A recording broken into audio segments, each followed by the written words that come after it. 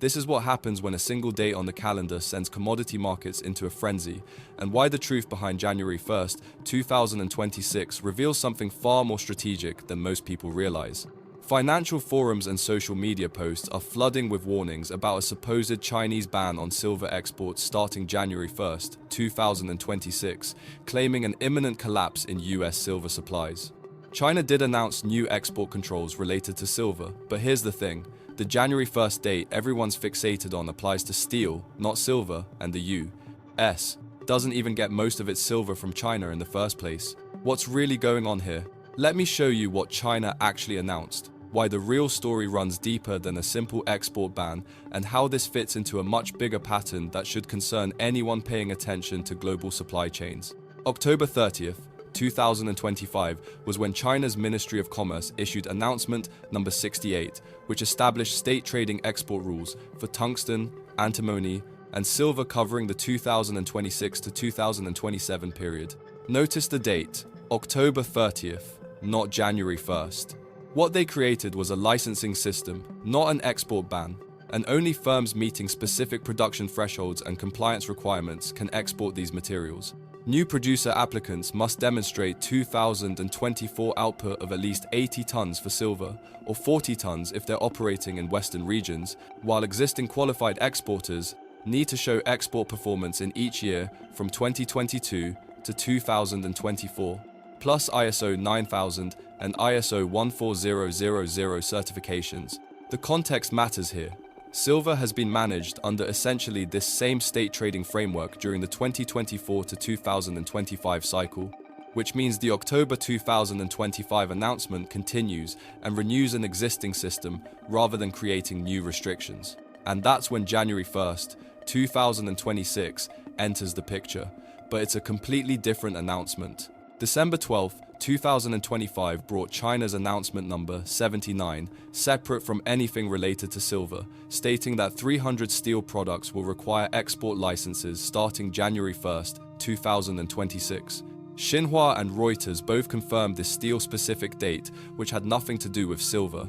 The confusion happened because people conflated two separate Chinese export control announcements and merged them into one alarming headline, mixing steel and silver together, confusing October with January, and turning licensing systems into outright bans.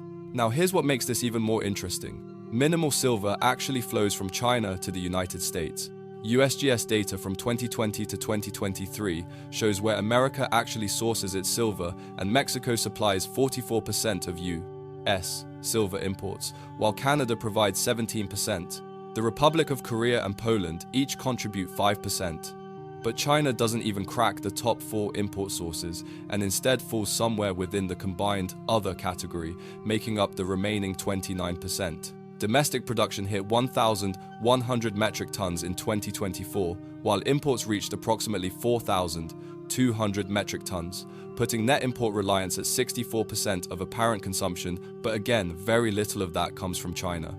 Greens Creek in Alaska produced nearly 10 million ounces in 2023, making it one of the major U.S. silver operations alongside Red Dog, also in Alaska, which produced 6.3 million ounces. Rochester in Nevada added 4 million ounces, and Lucky Friday in Idaho contributed another 3.1 million ounces. Treasury stockpiles hold 498 metric tons, unchanged since 2020, and COMEX warehouse stocks contain approximately 9,520 metric tons. Mexico alone cranks out nearly 6,300 metric tons annually, about twice China's output, and could comprehensively cover any disruption from Chinese sources without breaking a sweat. But here's the question. If the US barely imports silver from China, why does any of this matter? This is where it gets complicated, and where the actual risk shows up. China ranks as the world's second largest silver producer at 3,300 metric tons in 2024, representing 13.2% of global mine production. But China simultaneously consumes massive amounts of silver with fabrication, averaging approximately 153 million ounces annually, about 18% of global fabrication. Solar panels are the critical factor here, and China controls over 80% of all solar photovoltaic manufacturing stages, while accounting for nearly 90% of solar-related silver consumption. Each solar panel requires approximately 20 grams of silver, which pushed global photovoltaic silver demand to 197 million ounces in 2024, and now represents 17 to 19% of total silver demand. What this means is China imports silver, processes it into solar cells and panels, then exports finished products, so the supply chain exposure isn't in raw silver imports but in manufactured goods containing silver.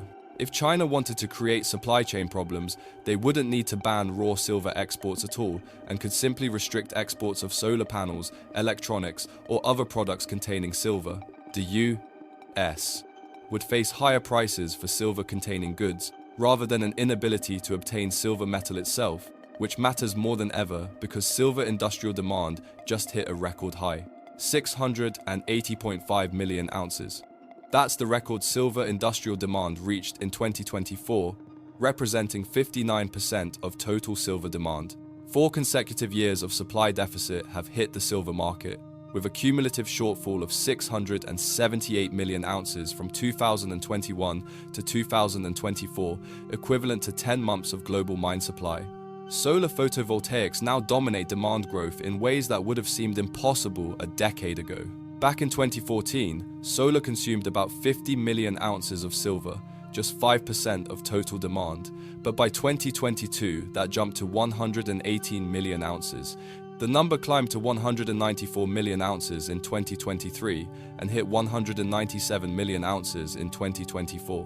Newer solar cell technologies are actually increasing silver intensity rather than reducing it, and TOPCon cells require 50% more silver than conventional PERC technology, while HJT cells require nearly double.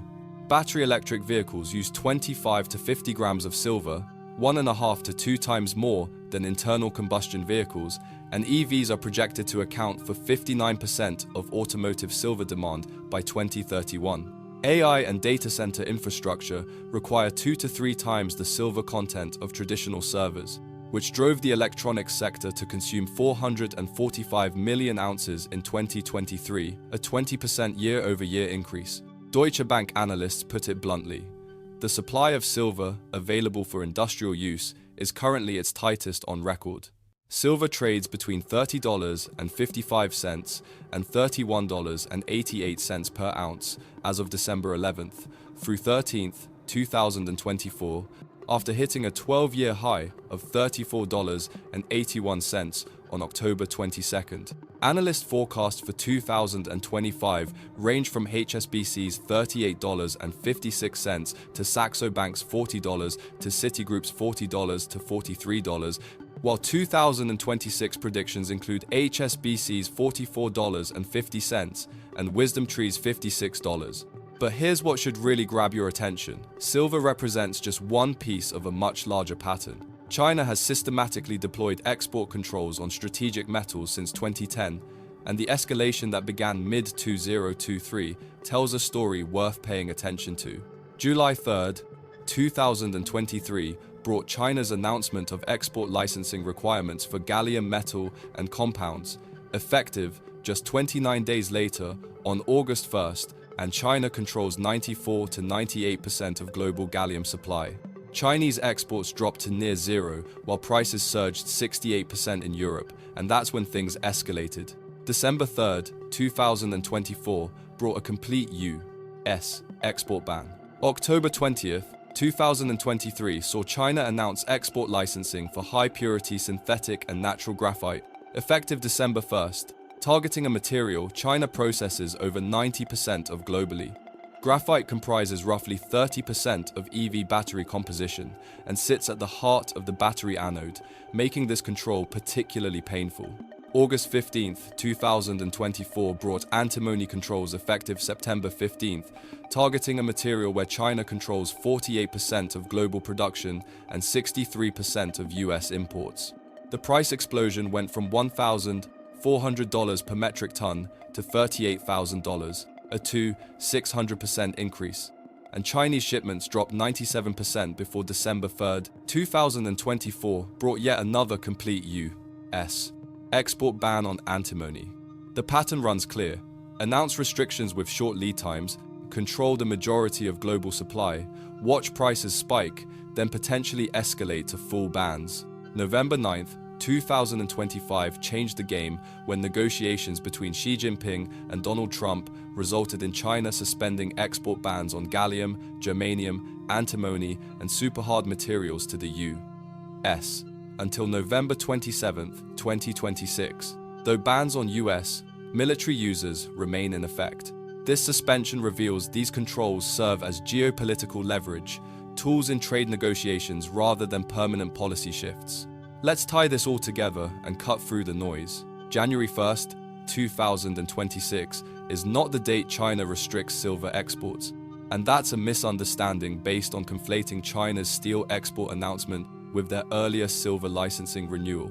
Mexico supplies 44% of U.S.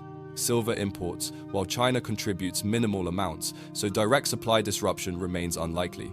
The real story runs deeper and arguably matters more because China dominates the downstream manufacturing of products consuming enormous amounts of silver, especially solar panels. Global silver demand hits record highs driven by solar, EVs, and electronics, while the market enters its fourth consecutive year of deficit, giving China significant leverage not through raw material exports, but through control of the manufacturing supply chain. China has demonstrated a willingness to weaponize strategic metal exports as geopolitical tools, showing a clear pattern of escalation followed by negotiation, and the November 2025 trade truce, suspending various export bans, proves these restrictions serve as bargaining chips in US-China relations.